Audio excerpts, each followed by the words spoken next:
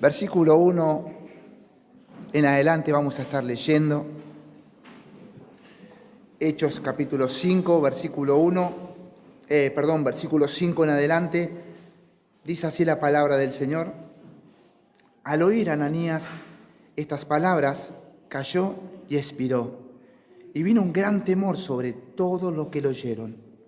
Y levantándose los jóvenes, lo envolvieron y sacándolo, lo sepultaron.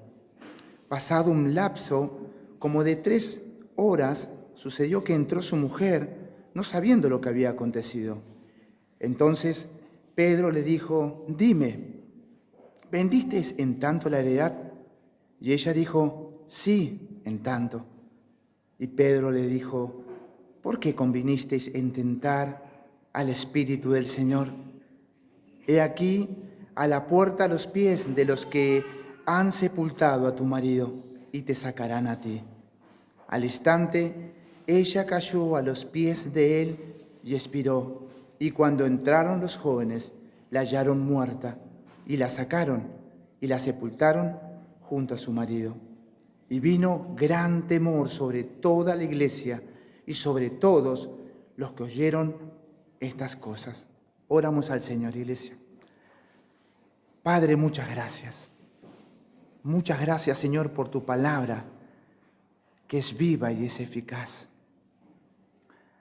Señor, apelamos a tu favor, a tu gracia, a tu misericordia, sin tener, Señor, ningún mérito, nada particular y personal que pueda ayudar, Señor, más apelo a tu gracia, a tu obra en la cruz, la cual nos redimió, y proclamando este evangelio y proclamando tu palabra, la cual tiene poder, nos va, Señor, a santificar y nos va a bendecir en una manera, Señor, particular.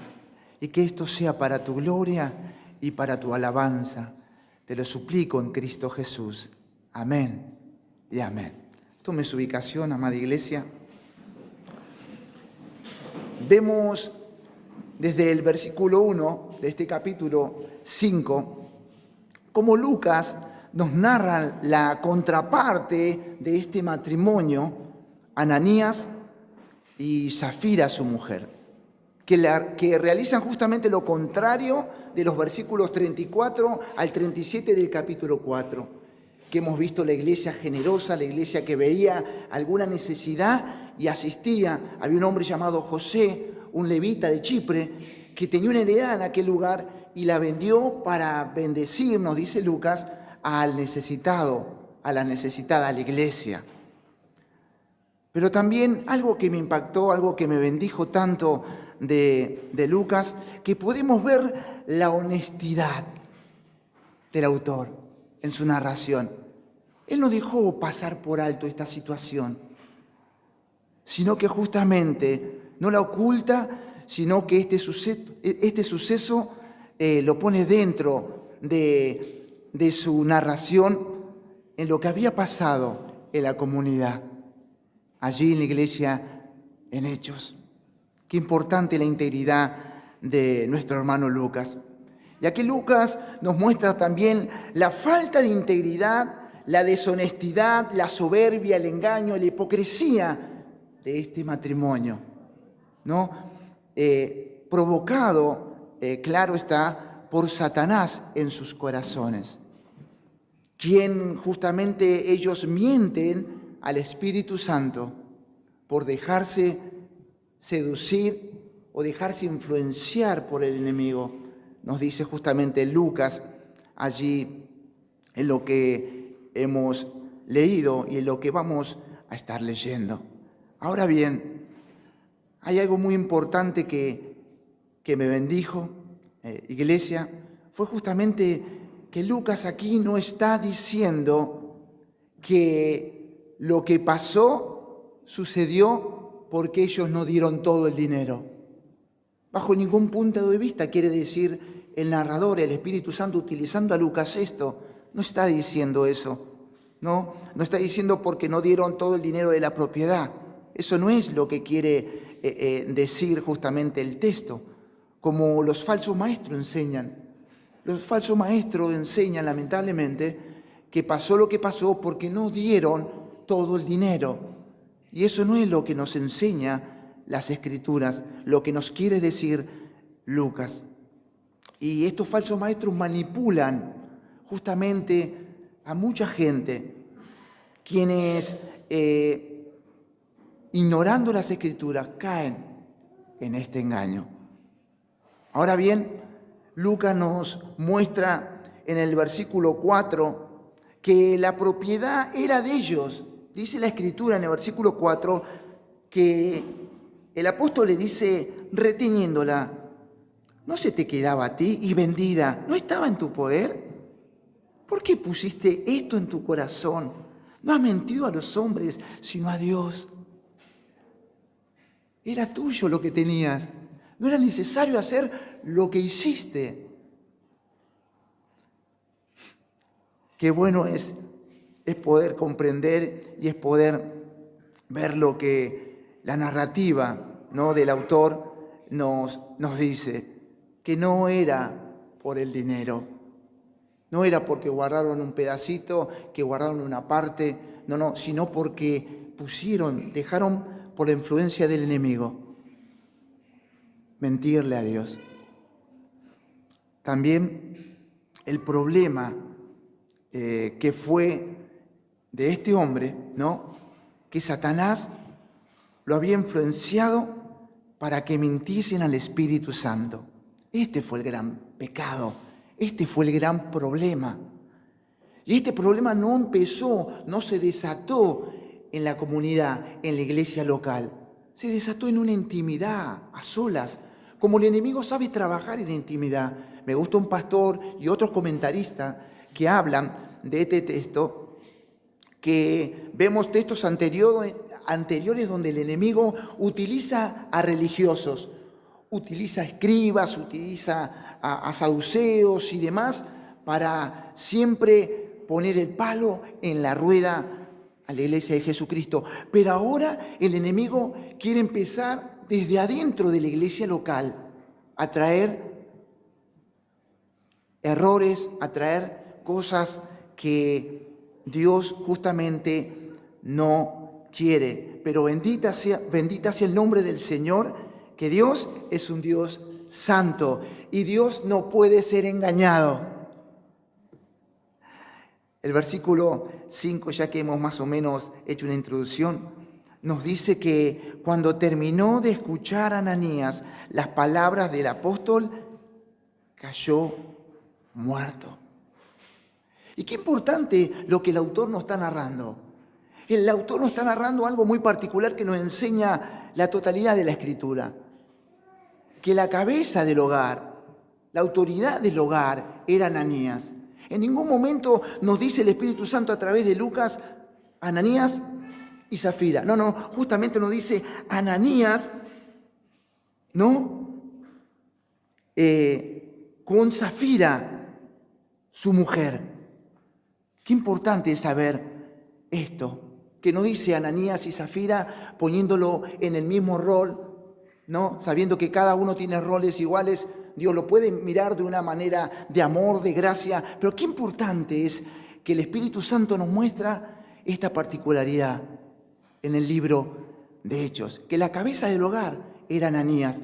Y además nos sigue enseñando Lucas que cuando está delante del apóstol, justamente le dice, ¿por qué pusiste esto en tu corazón? Algo como nos enseña el Edén. La mujer peca, el hombre también, pero justamente cuando pecan, Dios se va a la autoridad del hogar o del matrimonio. Qué importante es saber que Dios es un Dios de orden y que justamente nos enseña esta narrativa, este libro precioso, que el hombre, a pesar de este error, es la autoridad del matrimonio, es la autoridad del hogar. Ahora bien, lo que nos quiere transmitir el Espíritu Santo a través de la narración de Lucas es que Dios es santo y con Dios no se juega. Justamente algo le hace sonido esto, ¿no? Nuestro hermano Federico el domingo justamente habló algo así. Y yo le compartía a Mariana cuando nuestro hermano compartía, mirá qué bueno que es el Señor. Ahora bien, justamente nos dice el versículo o el capítulo 10 de Levítico, donde habían 2 hijos del sacerdote Aarón que habían ofrecido un fuego extraño, y dice que de la presencia del Señor justamente los exterminó. Salió un fuego que lo exterminó a Nadab y a Abiú. Ahora también nos habla la Escritura en Josué capítulo 7, nos habla del pecado de Acán.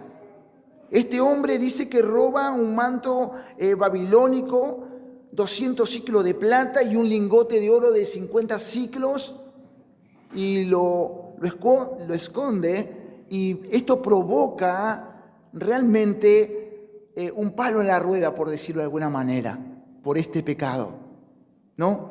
Justamente vemos también allí en Primera de Crónicas, hablando de este pecado, ¿no?, o de esta actitud hacia un Dios santo.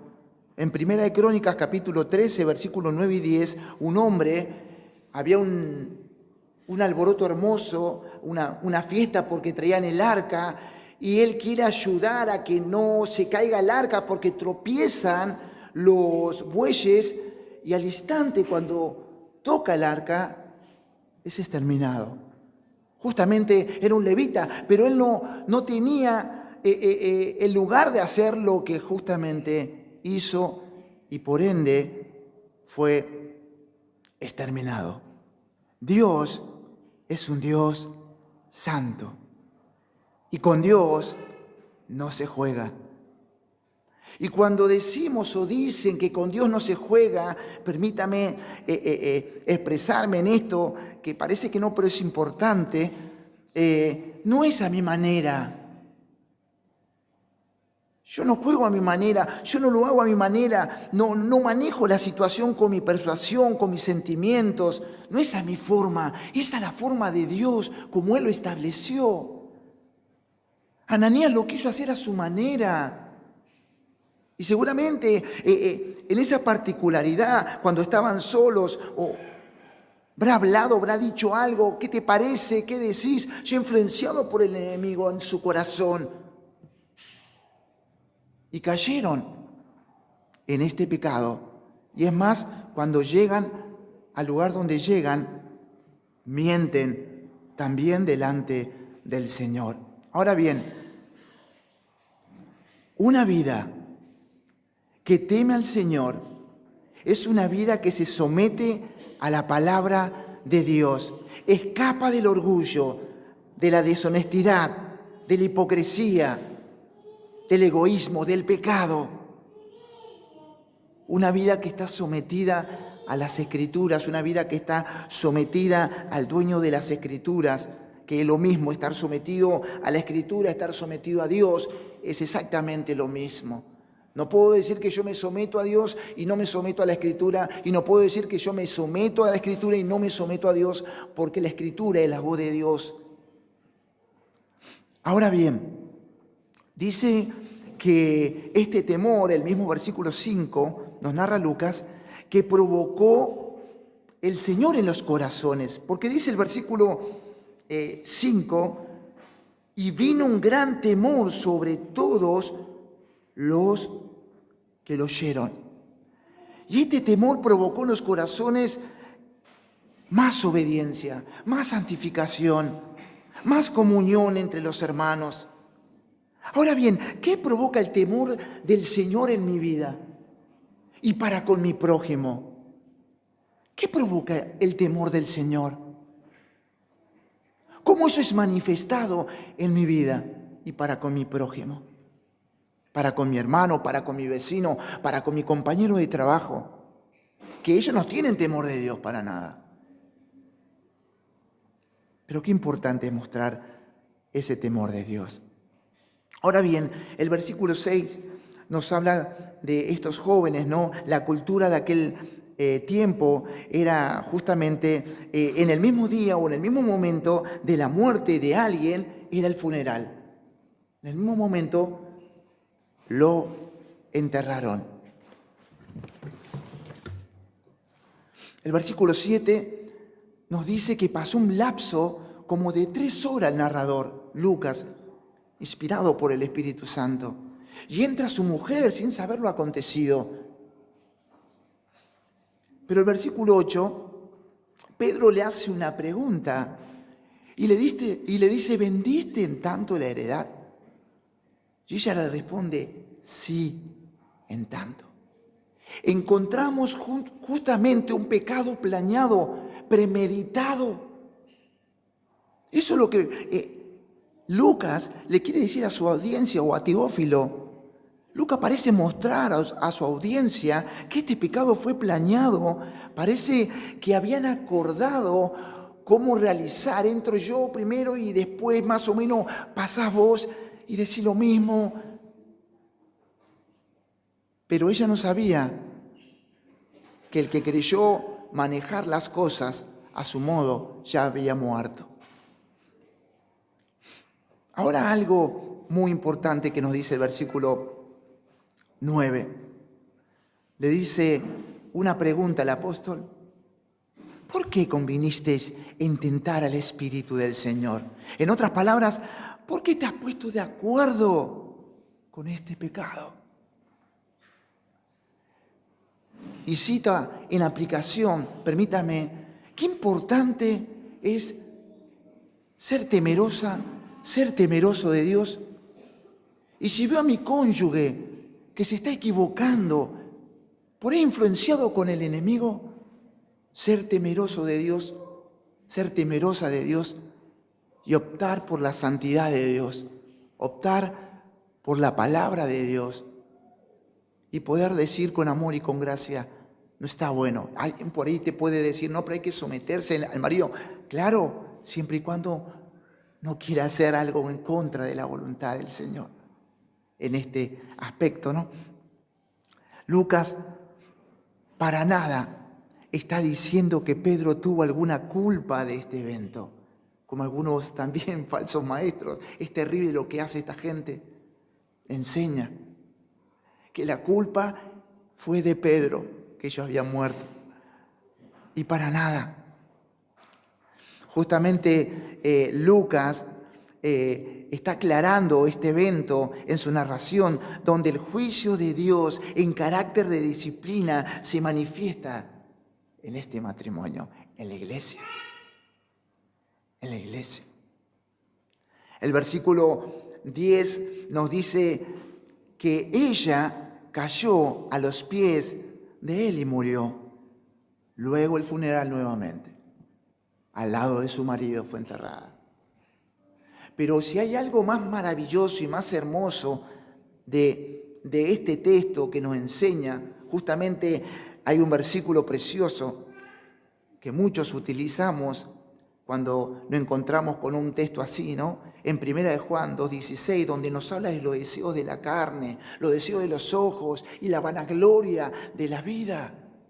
Ustedes imagínense, y vayamos un ratito allí, a un par de años atrás. Acá, un lingote de oro, un manto babilónico cosido con oro, con hilo de oro, plata, y no lo pudo utilizar porque fue pecado.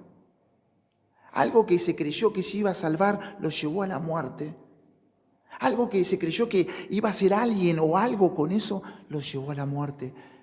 Y parece, en algún aspecto también, antes que me olvide, que al ver a Ananías la bondad de Dios, la gracia de Dios, la generosidad de los hermanos, y al ver que algunos de esos hermanos estaban al lado de los líderes de la iglesia local, parece que eso le gustó. Parece que eso le llamó mucho la atención en decir, wow, qué bueno es ser alguien, qué bueno que me vean al lado del pastor. Qué bueno esto, qué bueno el otro, y parece que no es malo. Parece que no es malo, pero justamente no es bueno. Cuando se refiere aquí Juan a los deseos de la carne, es justamente los placeres sensuales de esta vida. Los deseos de los ojos se refiere a la codicia o el materialismo de esta vida, de este sistema, y a la vanagloria se refiere a sentirse orgulloso en la posición en donde uno se encuentra. Pero bendito sea el Señor poderoso, que Él es santo y con Él no se juega. Dice el versículo 11, lo que está mostrando aquí el versículo, o Lucas, perdón, en su narración, en este texto precioso, que es invadido por una atmósfera muy particular. No es invadido por una atmósfera de emociones, de tristeza, el texto. Cuando muere Ananías, dice que hay temor. Se invade el texto con el temor hacia Dios. Cuando muere Safira, se invade la iglesia, el texto lo invade el Espíritu Santo a través de Lucas. Nos dice que se llenó de tristeza la iglesia. Lógico que algunos padecieron y dijeron pobre y aprendieron de esta situación. Pero lo que nos quiere decir justamente Lucas es que la iglesia fue invadida, o una atmósfera muy particular del texto, en un gran temor hacia el Señor Santo y hacia una iglesia santa. Porque con Dios no se juega. Dios es santo. Y qué importante vivir una vida de santidad. Qué importante es saber buscarle a Dios en todo tiempo. Iglesia, tengamos una palabra de oración, por favor. Padre, muchas gracias por tu palabra. Muchas gracias porque tú nos hablas, tú nos exhortas con amor.